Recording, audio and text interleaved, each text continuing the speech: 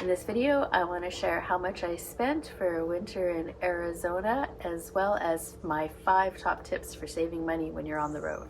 Welcome to North Vancouver, British Columbia, Canada. My name is Laurie, and I just returned home after a 3.5-month road trip in my camper van Ruby from here, Vancouver, all the way down to almost the Mexican border in southern Arizona. Couple things that are noteworthy. Number one, the price of gas fluctuated a great deal as I drove down through Washington, Oregon, California, and over to Arizona by over $1 a gallon. Paying for gas in cash is actually cheaper. You save a few cents a gallon. So how much I spent will surprise you. I don't think that you could actually do this trip much cheaper than what I did. If you can do it cheaper than I did, I will give you $50, and I'm a cheapskate.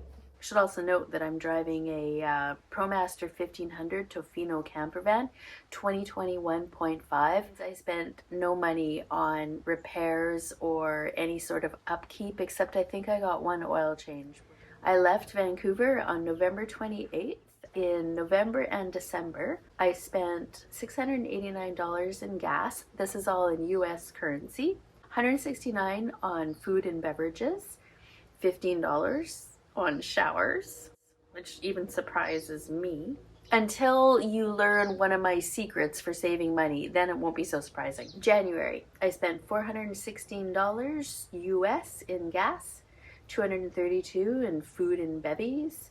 Showers went up $27. I guess I was dirtier in January. That campground was one night, $28 US for one night. And then I treated myself to something at the thrift store for $9, for a total of $712 in January. February, $190 in gas, food and beverages, $140. So I flew home here to North Vancouver because I had to see my doctor. So I flew from Phoenix to Vancouver, and that cost $255 for the flight, and then it was $90 to park Ruby. $695 for February 2023. March, it cost a lot of money to drive home because I came through California. $465 in gas, $127 on food and beverages, and showers are only $10. $602 for 2 weeks of March. Grand total. So from November 28th, 2022 to March 15th, 2023, 107 days on the road, I spent a total of $2,949 in US. That's over $4,000. And that works out to $27.56 per day US, or $37.95 per day Canadian. So the 5 biggest ways that I save money, especially on this trip in particular, was number one, I house sat quite a bit. I stayed in Flagstaff for over a week at a friend's place taking care of her cats. And she had a lot of food there that would have perished if I hadn't eaten it, like fresh veggies and fruit. So I didn't have to buy a lot of food while I was at her place. House sitting is a great way to save money if you can do it. That same friend also had a cottage in Grand Canyon, in the village at Grand Canyon. So I got to stay there. I think I only stayed there for 3 nights, and that was, of course, free. And I didn't drive a lot in the Grand Canyon either. Then I house sat for another friend in Buckeye, Arizona.